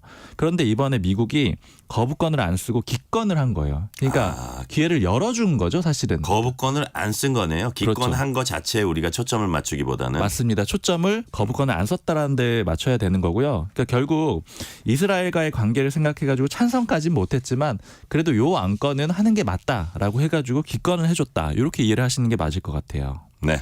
문제는 안보리 결의가 강제력이 있냐일 텐데 유엔 안보리 내에서도 의견이 엇갈리고 있어요. 네. 어제 이제 주 유엔 미국 대사가 내놓은 입장 보면은요. 우리는 이 구속력이 없는 결의의 일부를 전적으로 지지한다. 이렇게 얘기를 합니다. 좀 헷갈리는 얘기예요. 지지를 하긴 하는데 구속력이 없다라는 겁니다. 그러니까 강제력이 없다라는 얘기를 하고 있는 거고요. 네. 또 반대로 그 다음에 발언했던 주 유엔 슬로바니아 대사 같은 경우에는 구속력을 상기하면서 신속한 이행을 촉구한다. 이건 구속력이 있다라는 얘기고 그다음에 주 유엔 중국 대사 같은 경우에는 구속력이 있다. 또 이렇게 얘기를 합니다. 그러니까 각국이 해석하는 바가 기본적으로 차이가 있어가지고 입장 차이가 있고요. 거기에 이제 하나 더 짚어야 되는 거는 실제로 어떤 이제 실행력을 가지려면 제재까지 해야 되거든요. 네. 근데 이 제재를 할 때는 또 상황이 달라요. 이걸 다시 한번 또 결의를 해야 되는데 이때는 미국이 거부권을 행사할 가능성도 있고요. 그렇기 때문에 실제 이행이 될 가능성은 좀 높지 않을 수도 있습니다. 네. 여기까지 듣겠습니다. 박순봉 기자였습니다. 감사합니다. 감사합니다. 전종철의 전격시사 2부 순서 마치고 3부가 이어집니다.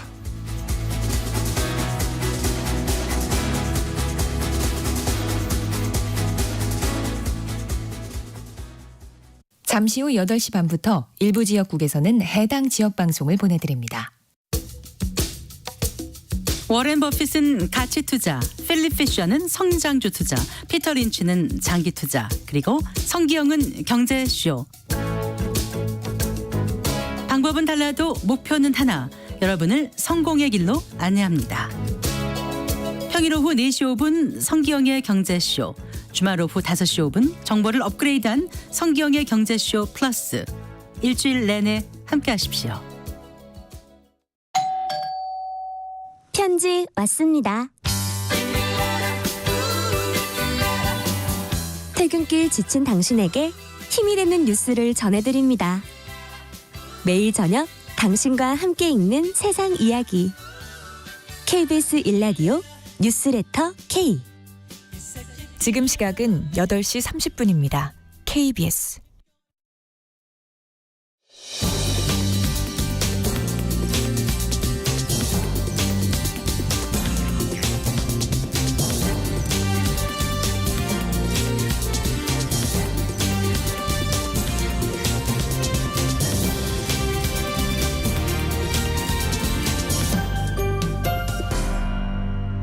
전종철의 전격 시사.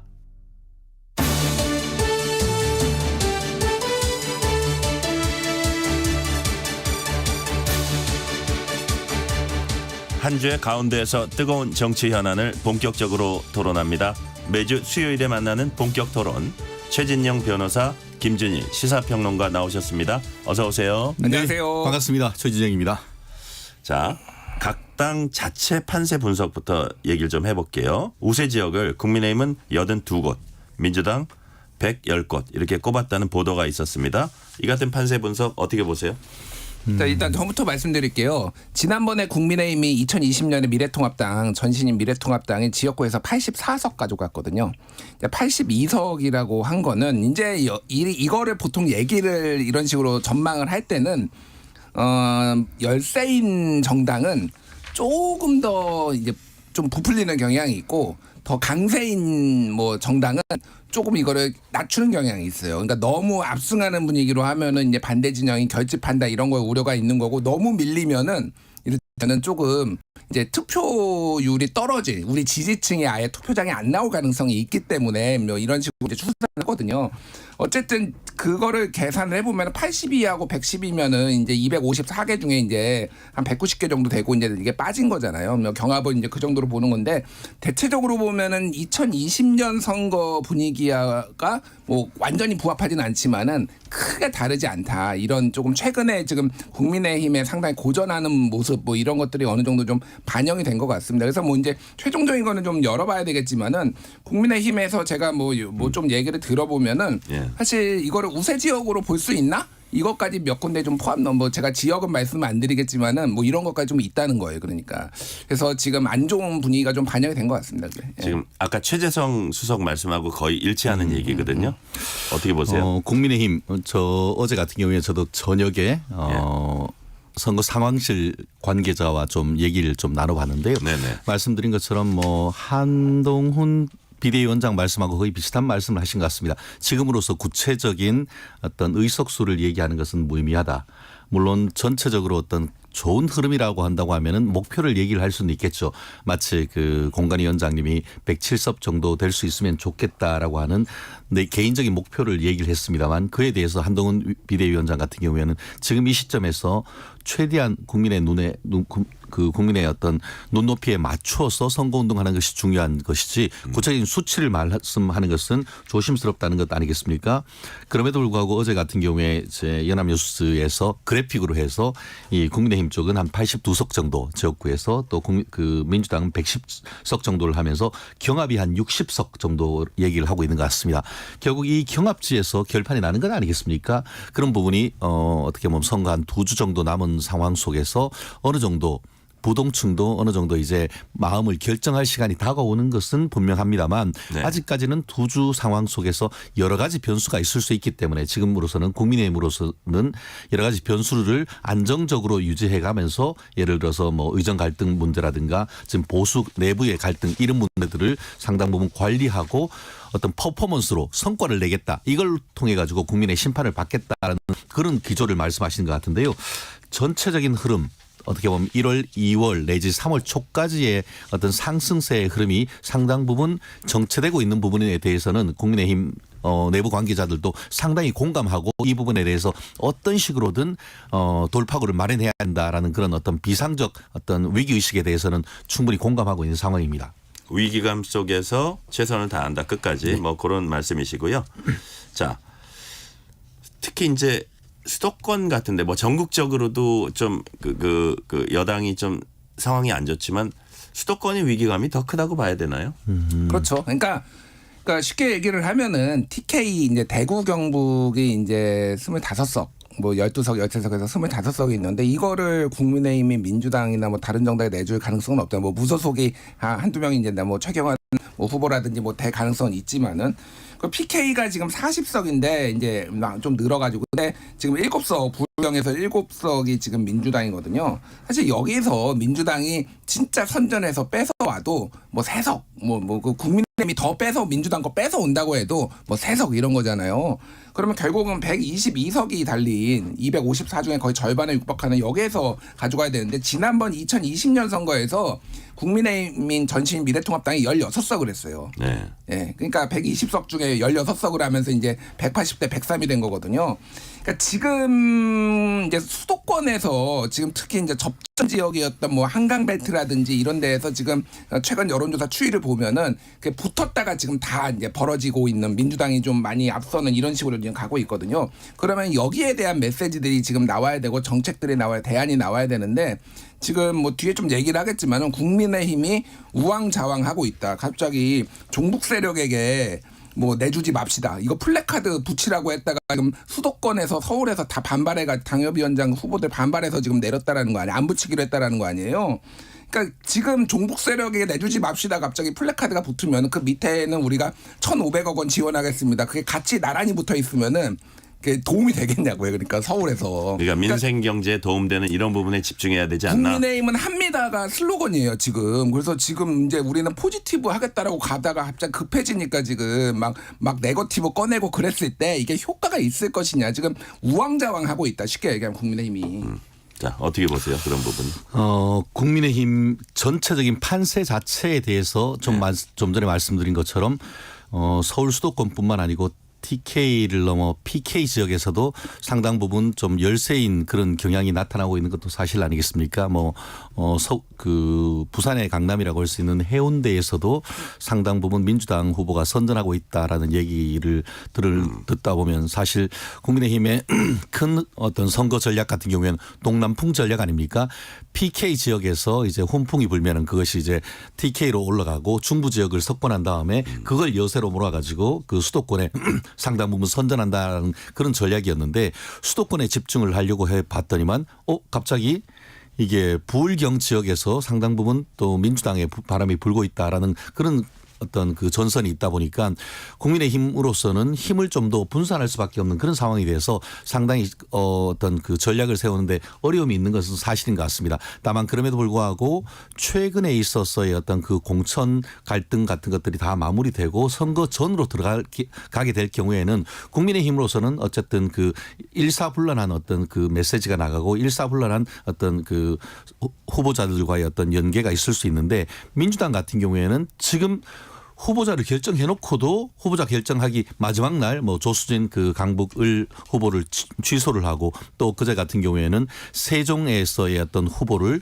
갭 투자나 이런 명목으로 해가지고 취소시키는 이 공천 잡음이 계속 일어나고 있고 더불어서 어제 같은 경우에도 있었지만 그 이재명 대표가 현장에 가서 선거운동을 해야 되는데 사법 리스크를 통해서 재판을 가야 되는 이런 모습 그런 것을 보면서 국민들은 이게 이런 상황이 돼서 과연 민주당의 어떤 그 표를 주는 것이 대한민국의 법치주의, 민주주의를 위해서 합당한가? 과연 이 그 민주당의 후보에 대한 진정성이 있는가? 이런 부분에 대한 심판의 여지가 상당 부분 있고 더불어서 지금 의정 갈등과 관련해 가지고도 해결의 실마리를 저는 찾아가고 있기 때문에 두 주 내에 이런 큰 이슈에 대한 나름대로의 어떤 대타협, 그래서 의정 갈등을 봉합하는 또 이런 개혁이 있다라고 한다고 하면은 국민의힘으로서는 그런 부분에 상당 부분 또 힘을 쓰면서 국민들의 선택을 받는 전략으로 나갈 가능성이 높고 그런 부분은 결론에도 투표 결과에서도 좀 충분히 반영되리라고 저는 예상을 합니다. 네.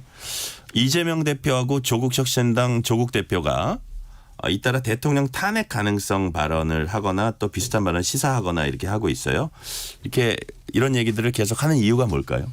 그러니까 뭐 다른 것보다도 저는 예전에는 뭐 탄핵이라는 단어가 아니라 티읕자만 나와도 다들 뭐 신문 일면에 막 대서특필이 되고 막 이거에 대해서 논란이 붙고 뭐 이게 되느냐. 근데 요즘은 너무나 쉽게 이제 탄핵이란 얘기가 뭐 어느 정당이 됐든 막 나온다라는 거가 이게 좀 맞나 그 생각이 들어요. 사실은. 예, 이거를 뭐 긍정적으로 보기는 힘든데 그런데 그만큼 사실은 이거를 사람들이 조금 심각하게 엄중하게 바라보고 있다. 윤석열 정부에 대해서 이게 정권 심판론이 이렇게 올라왔다는 거에 방증이다. 그렇죠. 예, 그러니까 뭐 3년은 너무 길다. 이게 슬로건이잖아요. 지금 캐치프레이즈잖아요. 조국 혁신당의 이제 슬로건이고 그거에 사람들이 공감하고 지금 조국 혁신당이 그 정도의 지지율 비례정당에 대해서 이제 뚝 찍겠다는 사람이 많이 나오는 게 어떻게 보면은 이런 지금 정권 심판 그리고 윤석열 정부에 대한 심판 뭐 이런 것에 좀 반증이 아닌가 그렇게 보고 특히 이제 이재명 대표의 말이 조금 이제 거세졌는데 탄핵이란 단어만 빼고는 거의 다 쓰고 있는 것 같아요 지금은. 근데 이게 아무래도 조국 혁신당의 그 정당 지지율이 상당히 올라가는 것에 대한 견제 차원 그리고 뭐 최근에는 이제 어제는 뭐 김어준 유튜브에 나가서 얘기를 했더라고요. 여기에 좀 강성 지지자들이 많잖아요. 지금 이제 선명성 경쟁에 좀 들어갔다. 근데 이제 리스크는 이럴 때 좀 설화가 일어날 가능성이 좀 있거든요. 그거를 조금 지금 민주당 차원에서는 좀 조심해야 될 것 같습니다. 결국 대선 불복이 아닌가 하는 그런 생각이 듭니다. 그 얘기를 하지 않을 수 없는 건 아니겠습니까? 3년도 길다? 그러면 지난 대선에서 윤석열 정부를 지지했던 사람들은 도대체 뭐가 되는 것입니까? 물론 잘 나갈 때 결국은 조심해라라는 말씀을 지금 드릴 수밖에 없는 상황인 것 같은데요. 나름대로 본인들이 너무 잘 나간다라고 생각을 하니까 이제는 모든 것을 다 얻은 것 마냥 마치 이번 선거 결과는 명약관양한 것처럼 지금 얘기하는 그런 모습이 국민들 특히 중도층 국민들 그리고 수도권 있는 분들한테는 상당히 오만하고 내가 찍은 사람을 내가 또 탄핵해야 돼 이런 부분에 대한 어떤 심리적 거부감 이런 부분도 충분히 있다라고 생각을 하는데요. 말씀드린 것처럼 예전엔 그냥 뭐 윤석열 정부 심판론이라고 얘기를 했었었는데 이제는 대놓고 탄핵이라고 얘기하는 그런 사실 자체가 지금 민주주의의 위기 이런 부분을 얘기하지 않을 수밖에 없는데 말씀드린 것처럼 저는 2조 방탄당이라고 얘기를 하고 있습니다. 무슨 말이냐. 지금 그 이재명 대표 같은 경우에는 본인들이 어떤 승리를 위한 것보다는 이재명의 어떤 그 추후의 사법 리스크라든가 이 당의 당 대표로서의 어떤 당선 가능성 이런 것을 보고 공천을 했다라는 것이 이 우리 정치평론계의 정설인 것이고 나아가 조국 그 당 같은 경우에도 말은 조국 혁신당이라고 하지만 조국 방탄당 결국 그 1심 2심에서 실형 2년을 선고를 받고 이제 대법원 판결이 남은 상황 속에서 대법원 판결 현직 국회의원이라고 한다고 하면 법원에서 쉽게 판단을 못합니다. 그러다 보니까 지난 그 4년 동안도 뭐 윤미향 의원이나 이런 특히 그 민주당 의원들한테 대한 재판이 뭐 3년 4년씩 끌었던 그런 모습을 보는데 결국 방탄 조끼를 입고 주위에 있던 호위무사 검사들로 해서 검찰 그 조획관 검찰 공천을 통해서 본인의 방탄하려고는 한 건 아니겠습니까? 그러니까 결국 공당이라는 데서 얘기하고 있는 1호 어떤 법안 공약이 한동훈 그 자녀에 대한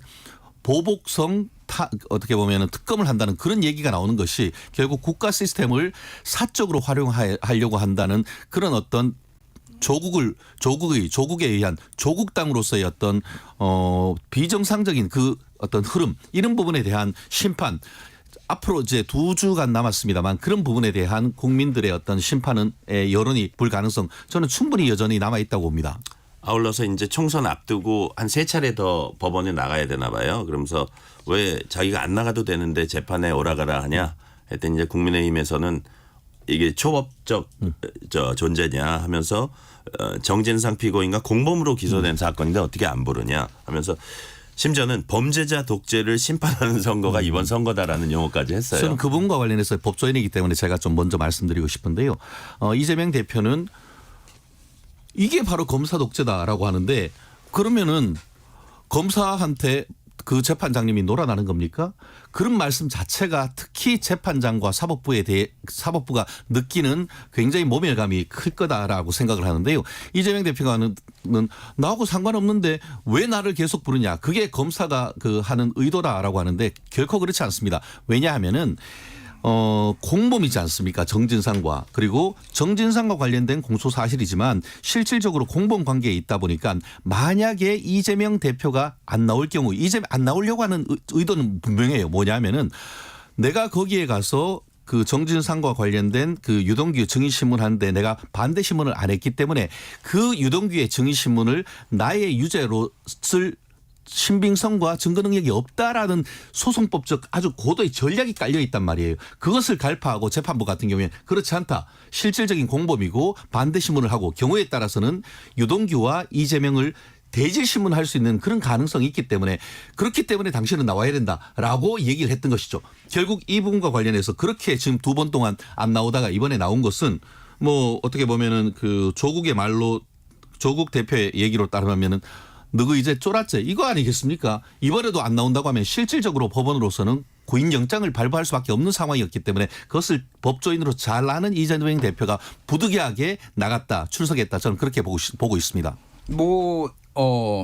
나가야죠. 나가야 되는데 이제 이재명 대표나 이쪽에서 과거 다른 의원들 뭐 나경원 의원이라든지 이런 사례에서 이런 거를 선거 기간에는 조금 유예해 주거나 뭐 이를테면 밀어준 사례가 있으니까 좀 이제 그런 거를 좀 감안해 달라. 좀 불평불만도 하고 그런 것 같습니다. 실제 뭐 이재명 대표가 지금 뭐 도주하거나 뭐 그럴 가능성이 있는 건 아니죠. 근데 워낙 선거가 급하고 본인 지역구만 하는 게 아니라 지금 전국에 지방에 가야 되는데 그런 것들에 상당히 이제 제약이 있다라는 거 보면 될 것 같고 이제 재판장 사법부한테 불만을 터뜨릴 수는 없으니 검찰에 조금 이제 강하게 그건 본인한테 이제 안 좋은 뭐 결과가 나올 수도 있으니 좀 강하게 검찰 독재 프레임을 이제 하려고 하는데 뭐 앞으로 다 나가겠다고 했잖아요. 뭐 선거 마지막 전날까지 지금 나가야 되는 상황이에요. 네. 그래서 그런 리스크를 안고서도 뭐 열심히 한다 이렇게 보면 될 것 같습니다. 정치권의 때 아닌 아르헨티나 논쟁이 벌어졌습니다. 이재명 대표는 입법 권력을 국민의힘 빼앗기면 우리나라가 아르헨티나, 브라질처럼 될 것이다. 했더니 한동훈 위원장은 아르헨티나 좌파 정권 포퓰리즘 때문에 추락했다 이런 취지로 얘기하면서 이재명 대표의 정책처럼 하면 그렇게 된다고 반박을 했거든요. 이런 부분은 어떻게 보세요? 사실 최근에도 본인의 어떤 사법 리스크라든가 아니면 공천 리스크가 딱 터지자마자 돌아서 가지고 1인당 묻지도 따지지도 말고 25만 원씩 주겠다. 한 가구에 4명이면 100만 원씩 주겠다라는 얘기를 하고 있는데 그게 바로 포퓰리즘 아니겠습니까? 그 재원 다 어디서 가지고 오나요? 사실 그 지금 25만 원씩 주겠다는 것이 본인이 성남시장 때 이른바 메르스 사태 터졌을 때에 성남 같은 경우에는 묻지도 따지지도 않고 1인당 10만 원씩 줬습니다. 그러면서 그걸 가지고 이제 이재명은 합니다라고 얘기를 하면서 상당 부분 그걸 바탕으로 해서 경기지사까지 도전을 했었는데요. 사실 그때의 성남시의 퍼줬던 10만 원이 어디에서 돈이 나오느냐. 그게 대장동에서 어떤 이익을 받은 돈을 원래는 그 돈이 이 성남을 위해 시민을 위한 임대 아파트를 지으려고 했었는데 이제 본인 선거를 앞두고 그거 치워. 그냥 10만 원씩 싹 돌려. 이렇게 된 것이란 말이에요. 그게 포퓰리즘 아니겠습니까? 지금 그 Don't Cry For Me 아르헨티나라고 해서 결국 아르헨티나가 지금 사실 19세기만 해도 에바 페론 20세기 초에 지하철이 있을 만큼 선진국이었지만 결국 지나친 포퓰리즘으로 해서 사실상 망했다라는 그런 평가를 듣고 있는데 만약에 지금 민주당의 어떤 그런 흐름으로 정책적 흐름으로 한다고 하면은 오히려 지금 한동훈 비대위원장이 얘기하는 것처럼 대한민국의 아르헨티나화 될 가능성이 훨씬 높다는 것은 저뿐만 아니고 어떤 그 상식을 가진 사람이라면 참 공감할 수밖에 없는 이슈라고 생각합니다. 그러니까 뭐 일단 이 듣는 아르헨티나는 참 기분이 안 좋겠구나. 네. 남의 저도 그런 생각했어요. 네. 그 얘기를 사실 그 이재명 대표가 했잖아요. 이제 아르헨티나가 망했다 이런 얘기를 했죠. 뭐 이재명 대표가. 이재명 대표의 약간 설화 리스크가 있기는 해요. 그러니까 뭐냐면은 그러니까 현장에서 즉각적으로 이렇게 연설을 하는데 굉장히 재미있게 한 거나 사람들 뇌리에 쏙쏙 박히는 이런 단어 전달력 뭐 이런 게 있는데 이게 비교를 하다 보면은 약간의 이제 논란이 생기는 일이 있습니다. 이제 강원 서도 뭐 이제 분도 경기도 분도 얘기하면서 그런 거라든지 이제 그런데 어쨌든 뭐 아르헨티나가 이제 뭐 좌파 포퓰리즘 때문에 뭐 망했다라는 거는 약간의 논쟁이 있어요, 사실은. 그러니까 에바페로 말씀하셨지만 그 이후에 집권한 거는 또 우파거든요. 그러니까 이게 이제 뭐 누구 때문에 망했는지 여부에 대해서는 논란이 있는 거고. 그러니까 어쨌든 지금 상황에서 약간 재정 확장이 필요하다라는 의견들이 상당히 많거든요. 예를 들면은 지난해 윤석열 정부에서 지방교부금을 한 20조 원 가까이 지금 안 줬어요, 지방에. 그래서 지역 경제가 굉장히 안 좋거든요. 근데 이거는 국회가 법으로 통과시켜가지고, 그러니까 이제 국회가 법에 따라서 이게 이제 원래 줘야 되는 건데 세수가 펑크 났다고 안 준 겁니다. 그러니까 지금 경제가 지금 어려운 상황에 대해서의 어떤 인식 차이, 여당과 야당의 인식 차이가 있고 뭐 이런 것들을 조금 반영한 결과 아닌가 그렇게 보여집니다. 민주당이 비동의 간음죄를 신설하겠다고 총선 공약으로 내걸었습니다. 억울한 피해자 나올 수 있다는 반론과 함께 이제 젠더 갈등 재점화된다는 우려도 있는데 이런 부분 어떤 표 득실에 있어서 유리하다고 본 건가요? 결국 그 민주당은 여성표를 더 호소하려고 하는 거 아니겠습니까? 근데 최근에 있어가지고 앞뒤가 참 안 맞다라는 생각이 들어요. 조수진 그 강북을 후보 같은 경우에도 앞으로는 여성 인권을 얘기를 하고 본인의 가장 자랑스러운 것이 민변 사무총장이라고 했지만 실제 본인 그 블로그 같은 경우에는 성범죄 가해자에 대한 마케팅을 해왔단 말이에요. 그렇기 때문에 앞뒤가 다르다는 얘기 아니겠습니까? 실제로 비동의 간음이나 이런 부분과 관련해 가지고 많은 부분이 됐을 때 국민의힘 쪽의 어떤 정치 인사에 대해서 어떤 그런 성범죄가 있을 때는 성인지 감수성이라든가 그런 것을 그렇게 강조를 했다가 거꾸로 민주당 쪽 인사들의 어떤 성범죄나 이런 부분에 있을 때는 민주당 측 어떤 그 외곽에 있는 여성 단체라든가 이런 부분들은 입을 싹 닫고 아무 말도 안 하는 그런 것에 대한 이중성에 대해서 국민들이 상당히 비판적으로 보고 있는데요. 실제 최근 이 문제와 관련해 가지고 비동의 간음 조국 신당 조국 대표도 본인이 그 서울법대 교수할 때 이 비동의 간음을 할 경우에는 뜻하지 않은 피해자가 있을 수 있다라고 해서 반대 의사를 밝혔습니다. 그렇다는 점에서 어떻게 보면 민주당이 그 조국당과는 다르게 여성을 더 우대하려고 한다라는 그런 메시지를 보려고 하는 전략이 있을지는 모르겠지만 평소에 본인들이 해온 어떤 보여준 실질적인 어떤 그 내로남불 내 측 사람의 어떤 성범죄에 대해서는 입을 닫고 있는 그런 모습을 봤을 때 과연 여성에 대해서 얼마나 소구력이 있을지에 대해서는 지금으로서는 의문이라고 봅니다. 그러니까 비동의 강간죄, 뭐 비동의 간음죄는 논쟁의 영역에 있는 거예요. 이거는 이제 차분히 얘기를 해보면 되는 겁니다. 그런데 이제 연합뉴스가 작년에 2월 4일에 이제 팩트 체크 비동의 강간죄 도입되면 동의 없었다, 피해자 진술만으로 유죄. 그래서 이제 뭐 여러 언론들도 썼지만 이제 자세히 써놨는데 해외에서는 동의를 구하는 것이 굉장히 보편화되어 있어요. 그러니까 선 유럽이나 이런 데는 그러니까 no mean no rules 아니면 yes mean yes rules. 그래서 내가 성관계에 적극적으로 응하겠다라고 했을 때만 이제 성관계가 이제 성립된다라는 거를 이제 얘기를 하는 거고 이거는 논쟁의 영역입니다. 그래서 뭐 지금 나온 상황은 이게 갑자기 튀어나온 건 아니고 뭐 조수진 후보는 문제가 있죠. 근데 뭐 어쨌든 공천 취소했잖아요. 근데 비슷한 사례로 뭐 예를 들면 구자룡 의원이라든가 후보라든지 뭐 여러 이제 논란이 되는 분들이 있는데 그분들은 그럼 어떻게 이제 국민의힘은 공천을 지금 유지할 건지 취소할 건지 이게 오히려 뭐 묻고 싶은 거죠. 그러니까. 저는 그 부분에 대해서 명확합니다. 그 구자룡 의원이나 다른 의원 그 민주당 그 국민의힘 후보들이 내가 인권 변호사라고 하면서 여성 피해자만을 위해서 지원한다는 말을 한 적이 없습니다. 본인들은 본인의 의뢰인을 위해서 최선을 다한 것이죠. 그런데 조수진 후보를 비롯한 민변 측 분들은 나는 말로는 여성 피해자를 보완하고 말로는 인권을 얘기를 해놓고 뒤로는 여성 가해자들한테 성범죄 가해자들한테 돈벌이를 했다는 그 부분에 대한 내로남불을 국민들이 지탄을 하는 것이지 변호사로서 본인들에게 온 그 사건을 최선을 다했는 점에 대해서 국민들이 어떤 그 변호인을 지탄하는 것은 저는 아니라고 봅니다. 총선이 이제 2주 남았습니다. 2주 긴 시간인가요? 짧은 시간인가요? 이게 어떤 파도가 좀 더 있을 수 있을까요? 어떨까요? 지금 2주라고 하지만 사전투표 이제 다음 주 금요일이거든요. 네. 그냥 9일도 안 남은 8일 남은 느낌이에요.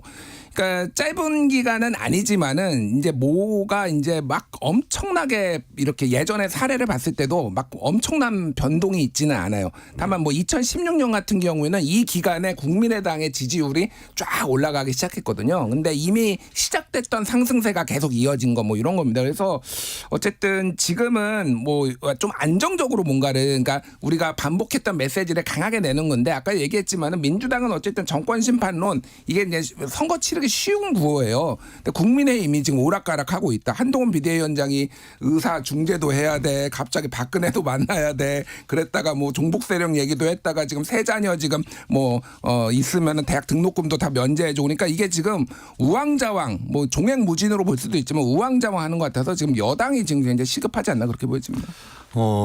결국 여러 가지 이슈가 있는데 사실 지난 몇 달 동안 그 윤석열 정부 지지층을 많이 끌었던 것은 의정 갈등 문제였습니다. 그런데 이 부분이 너무 지나치게 길어지고 윤 대통령의 어떤 입장이 너무 강성이다 보니까 이 부분에 대한 어떤 지지율이 급히 떨어지는 이런 부분을 봤는데 아마 남은 기간 동안 또 의정 갈등 문제 이걸 통해서 의료 개혁을 이끌어낸다고 하면은 이 부분에 있어서는 중도 민심 그리고 또 수도권 민심 상당 부분 견인할 수 있기 때문에 저는 개인적으로 그 국민의힘 쪽에 의정 갈등 문제에 대해서 어떻게 보면 최대한 어떤 그 결과를 도출해내는 그 노력 이게 어떻게 보면 남은 기간 동안 가장 큰 선거 운동이 될 가능성 좀 높다고 봅니다. 네, 오늘은 여기까지 듣겠습니다. 최진영 변호사, 김준일 시사평론가였습니다. 감사합니다. 감사합니다.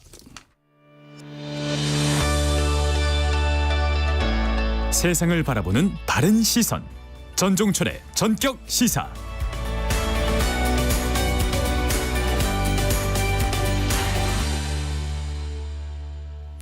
한 50대 여성이 보이스피싱 인출책 역할을 하다가 경찰에 붙잡혔습니다. 알고 보니 이 여성 서울의 한 구청 6급 공무원이었습니다. 온라인에서 만난 남자친구가 부탁해서 이런 일을 했다고 털어놨습니다. 그런데 그 남자친구라는 인물과는 만난 적은 없고 온라인으로만 대화한 것으로 조사됐습니다. 경찰은 최근 보이스피싱 조직이 현금 수거책을 유인하는 수법이 다양해지고 있다면서 주의를 요청했습니다. 3월 27일 전종철의 전격시사 여기서 마칩니다. 진행의 전종철 기자였습니다. 감사합니다.